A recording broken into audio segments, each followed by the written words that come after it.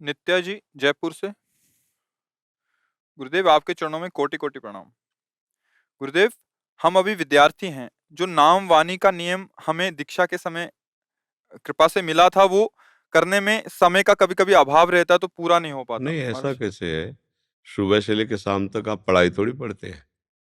अगर आप श्रद्धा रखती हैं, 4 बजे उठिए, शौच स्नान कीजिए। अच्छा, हमने कभी किसी को इतना नियम नहीं दिया है कि आप 21 माला जपो, 51 माला जपो। आप निर्णय करो कि आपके पास समय के अनुसार कितना है। आप उतना कुछ गुरु मंत्र जप लो, 12 पद चतुराशी जी की पढ़ लो, 12 सत्य 84, एक हफ्ते में पाठ हो जाएगा। श्री जी का अगर विराजमान है तो भोग लगाओ, पाओ, चलो खूब पढ़ो लिखो, दिन भर लगी रहो सेवा में। संसार की पढ़ाई लिखाई सब करो, फिर शाम के आई प्रणाम किया, थोड़ी देर नाम जप किया, आराम से उठते बैठते चलते फिरते राधा वल्लभ श्री हरिवंश श्री हरिवंश, बढ़िया, क्या परेशानी। अब हम अगर प्रमाद करें तो समय नहीं है, प्रमाद ना करें तो बहुत समय ऐसा होता है जो बिल्कुल फालतू हमारा जाता है। हम कह रहे हैं उसी फालतू समय को सिर्फ भगवान में लगा दो, तुम्हारा मंगल हो जाएगा। पर 24 घंटे में हर समय तुम कार्यरत थोड़ी रहते हो। सोने खाने पीने और पढ़ने लिखने कार्यक्रम के अलावा भी घंटों हमारे पास बचता है, जो हम टीवी देखने में, मनोरंजन में, फालतू की बातों में, गंदे विचारों में, गंदे दृश्यों में हम ना दें वो सर। हम उस समय नाम जप करें, भजन करें, तो ये शिकायत खत्म हो जाएगी हमारे पास समय नहीं। ऐसा तो हम भी पढ़े हैं। तो ऐसा तो नहीं कि 24 घंटे आंखों की किताबें लगाए कोई बैठा रहे। अगर सही ढंग से पढ़ाई लिखाई करो तो कुछ घंटे हिसाब किताब उसका कर लो, ये पढ़ाई का, ये गृह कार्य का, ये शरीर सेवा का, स्नान भोजन आदि का, ये शयन का, और इतना समय बचा अब ये भजन का, तो जीवन सार्थक हो जाएगा। सबके पास खूब समय है भजन के लिए। ये सब प्रमाद वाली बात है कि हमारे पास समय नहीं। हम तो व्यापारी हैं, कितने घंटे बैठते हो व्यापार में? कितने घंटे बैठते हो? आप देखो, 6 घंटे अगर सोने के काट लो तो आपके पास 18 घंटे बचते हैं 24 घंटे में। क्यों 18 तो बचते हैं? 18 घंटे में कितना फावड़ा चलाते हो, कितना व्यापार करते हो, क्या करते हो? अरे भाई, अगर 1 घंटे आप भजन का देने लगो 24 घंटे में तो बहुत बड़ा काम बन जाएगा। 1 घंटे बराबर भजन करते रहो। तो हमें तो लगता है कि अगर आप समय निकालो तो काफी समय ऐसा है जो हम भजन में दे सकते हैं। चाहे वो व्यापारी हो, चाहे वो नौकरी पेशा वाला हो, चाहे विद्यार्थी हो, कोई भी हो, सबके पास समय है। फालतू वाला समय तुम प्रभु को लगा दो, मंगल हो जाएगा। ज्यादा हम नहीं कहते, जो तुम्हारे पास फालतू समय है। अब कोई मित्र आ गया तो हम 1 घंटा बात कर सकते हैं, लेकिन प्रभु श्री कृष्ण को मित्र बनाने के लिए हम 1 घंटा नाम जप नहीं कर सकते। तो ये तो हमारी कमी है। भगवान को क्यों कोसे कि भाई हम तो विद्यार्थी हैं, हम तो व्यापारी, हमारे पास समय नहीं है। ऐसा नहीं। यमराज आएंगे तो तुम्हारी बात चलेगी क्या कि हमारे पास समय नहीं जाने का? भाई, हमें दुकान खोलना है, या हमें यमराज से थोड़ी तुम कुछ दलील दे पाओगे, मार थप्पड़ तुम्हें ले जाएंगे। तो कुछ ऐसा धन इकट्ठा करो कि जब तुम्हें यहाँ से जाना पड़े तो तुम्हारी जेब खाली ना हो।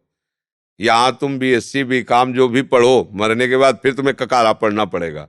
लेकिन 100 बार तुमने कृष्ण कहा है तो अब 99 से नहीं शुरू होगा, 101 से शुरू होगा।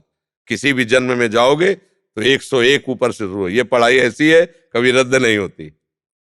अच्छे विचार वाले बनो, अच्छा भोजन करो, अच्छा दृश्य देखो, अच्छा संग करो, अच्छे आचरण करो, नाम जप करो, अभी आनंद में जीवन हो जाएगा। प्रमाद मत करो, गंदे आचरणों में समय ज्यादा मत दो, नहीं वो तुम्हें पतित कर देगा, तुम्हें गिरा देगा। हिमानी जी। श्री हरिवंश महाराज जी, आपके चरणों में कोटि कोटि नमन।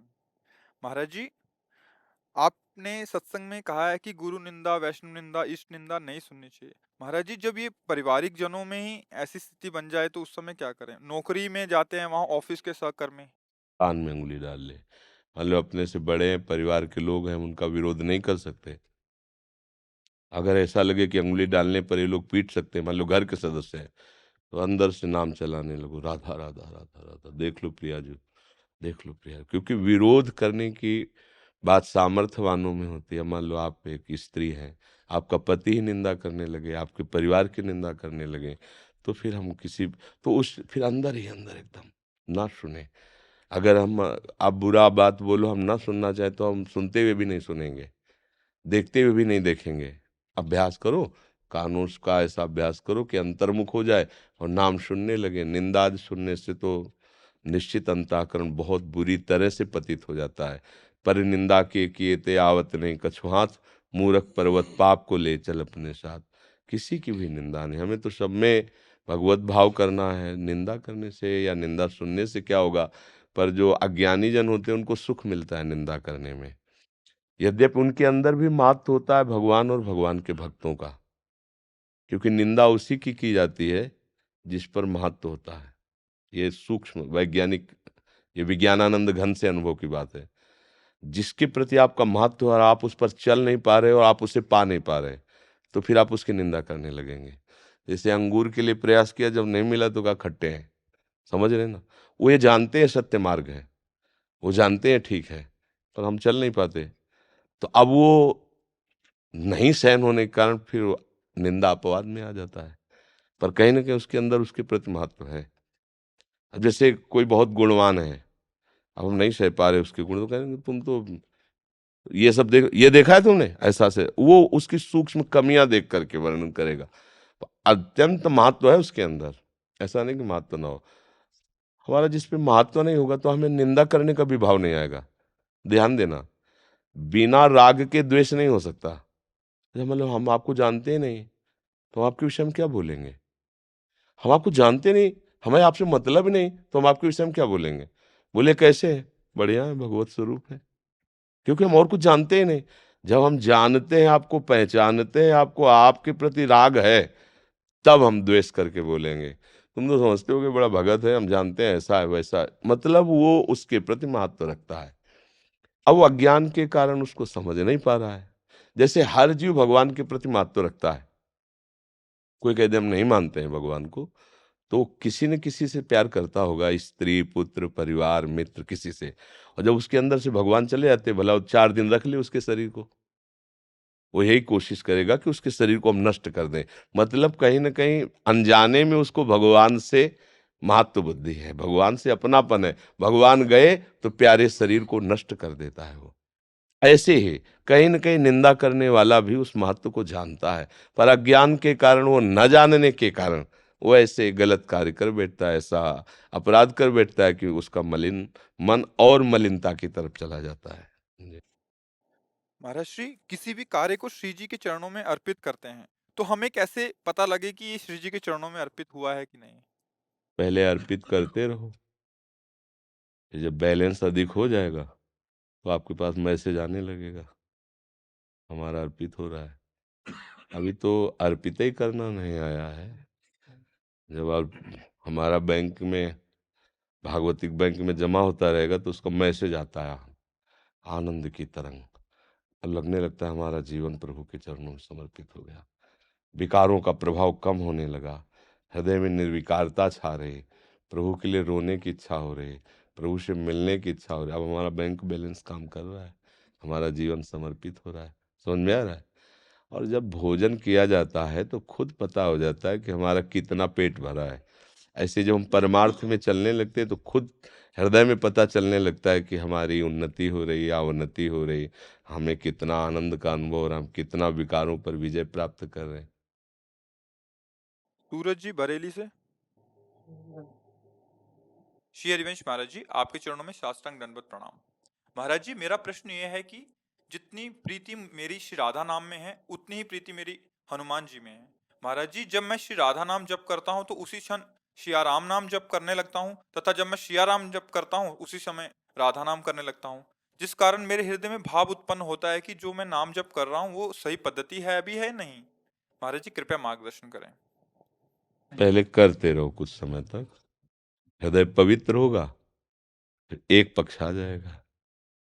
कोई गलत तो कर नहीं रहे, बुरा तो कर नहीं रहे ना, भगवान ही है। भगवान का स्मरण करते रहो। आगे चलकर रास्ता बदलता है, जब प्रेम जागृत होने को होता है तब फिर बहुत से, जब तक ब्याह नहीं होता तब तक लड़की का बहुत फोटो देखना स्वाभाविक है। ये भी दूल्हा हो सकता है, ये भी दूल्हा हो सकता है। लेकिन जब पाणी ग्रहण संस्कार हो गया, फिर उसकी जो सच्ची भावना वाली होती है उसकी फिर किसी में रुचि नहीं रह जाती। कोई फोटो देखो, ये सब पहले की बातें थी, अब तो ब्याह हो गया, अब जिनके साथ हो गया वही हमारे सर्वस्व है। तो गुरु की प्राप्ति हुई और गुरु ने जो नाम मंत्र दे दिया आराध्य देव का, बस फिर मन वचन कर्म से साधक उसका आनंद हो जाता। अब वो उपासना में चल पड़ा, पर चलता तो यहीं से, ये नींव है जो आप कर रहे हो ना, ये नहीं, सबकी यही उपासना पद्धति होती है। दुर्गा जी पूजना, शंकर जी को पूजना, गणेश जी को पूजना, सबको पूजते पूजते फिर परमार्थिक उसकी उन्नति होती है। अब जैसे यहाँ की जो उपासना है परमार्थिक चरम सीमा की उपासना है, तो ये कोई गलत तो आप कर नहीं रहे, आप करते रहिए और भाव से करिए। हाँ, धीरे धीरे धीरे धीरे वो आगे का मार्ग जो है वो खुद खुल जाएगा। भगवान 100-200 नहीं होते, एक ही उनके अनंत नाम है, अनंत रूप है, अनंत लीला है।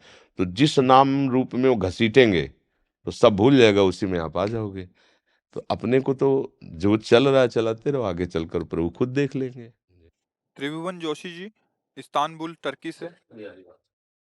गुरुदेव भगवान, आपके चरणों में कोटि कोटि नमन।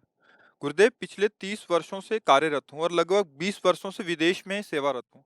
गुरुदेव, कार्य क्षेत्र में पदोन्नति के लालसा से दिन रात कार्य में ही ध्यान लगाए रखा और अब वही आदत हो गई है। गुरुदेव, विगत 2 वर्षों से श्री कृष्ण महामंत्र का जाप कर रहा हूँ और भजन मार्ग में चलने का प्रयास कर रहा हूँ, लेकिन मन में बार बार कार्य की ओर जाने की ही रुचि बनी रहती है।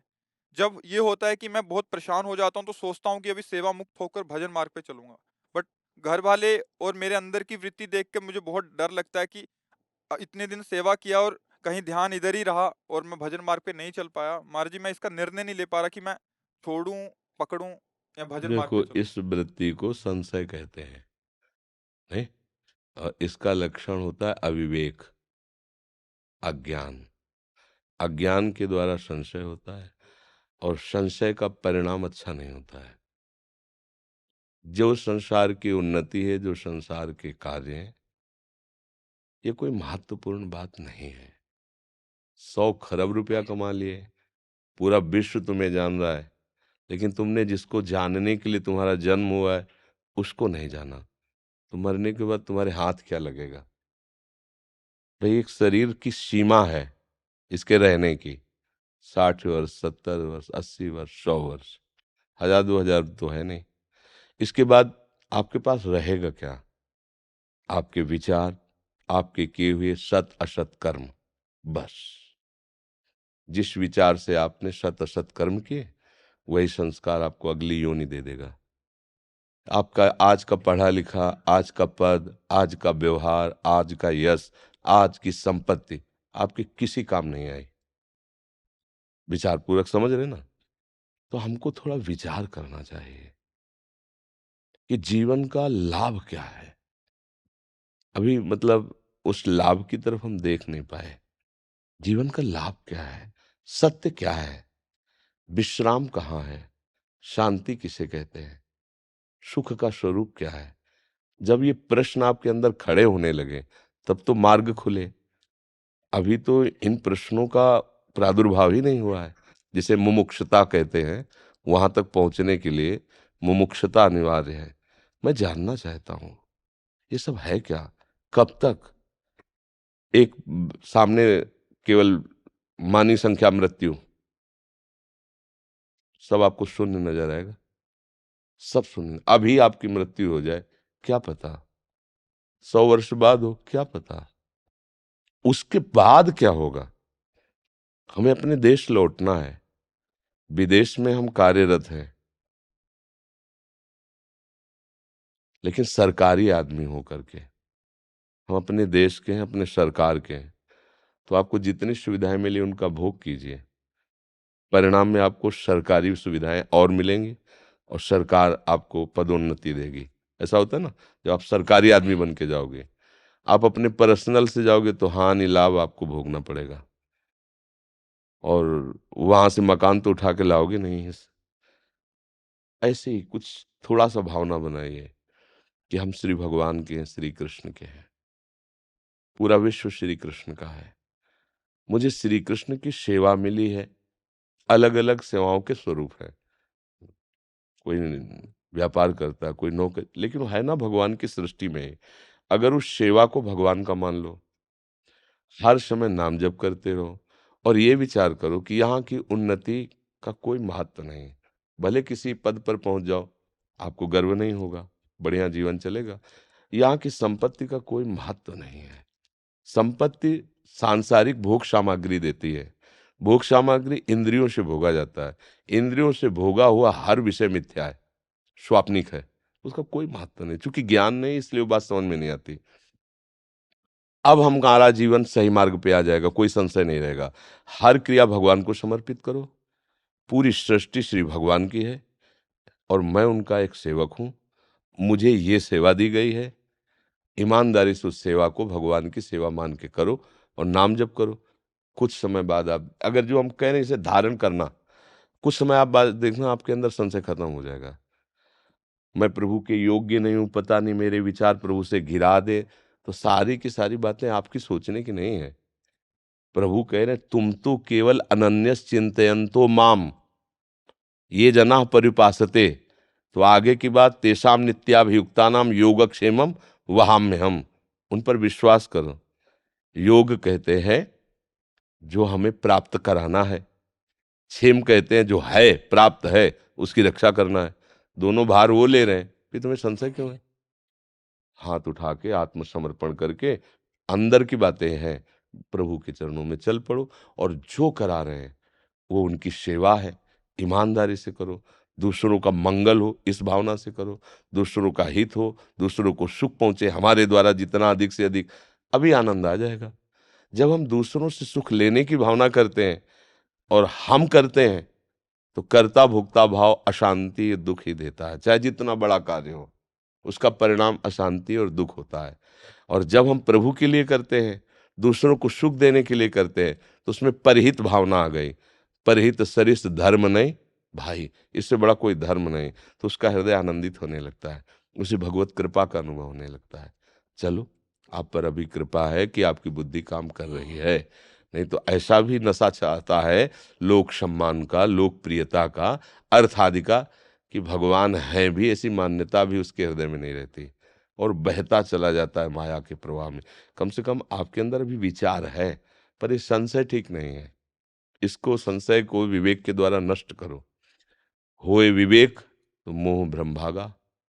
मोह ही तो संशय, अज्ञान ही तो संशय, मोह अज्ञान एक ही शब्द है। और विवेक बाजार में मिलता नहीं है, संतों के पास मिलता है। और संत संग भगवत कृपा का प्रतीक है। बिनु हरि कृपा मिले नहीं संता, और बिन संत संग विवेक न होई राम कृपा। मतलब इसके मतलब आपके ऊपर भगवान की कृपा है, आप स्वीकार करो। जिन्होंने आपको यहाँ तक पहुंचाया है वही आगे तक पहुंचाएंगे। और मन में संशय को तो रद्दी कर दो एकदम। हम संशय क्यों करें?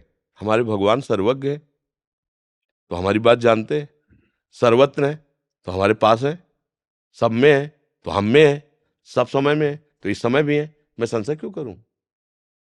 सर्वज्ञ है, सर्वशक्तिमान है, सर्वत्र है, हमारे प्रभु हैं। अच्छा, आप उनसे प्यार करते हो, आपसे प्यार करते हैं कि नहीं? तो हमें संशय है कि आप प्यार करते हो कि नहीं, लेकिन वो प्यार करते हैं पक्का प्रमाण है। आपको आज भी वो बहुत प्यार करते हैं, क्योंकि अगर वो प्यार न करते होते तो न श्रीधामापति न आप संभाल। वो प्यार न करते होते तो आप उनको ले ही नहीं सकते थे। वो प्यार न करते तो आप एक बार कृष्ण नहीं बोल सकते थे।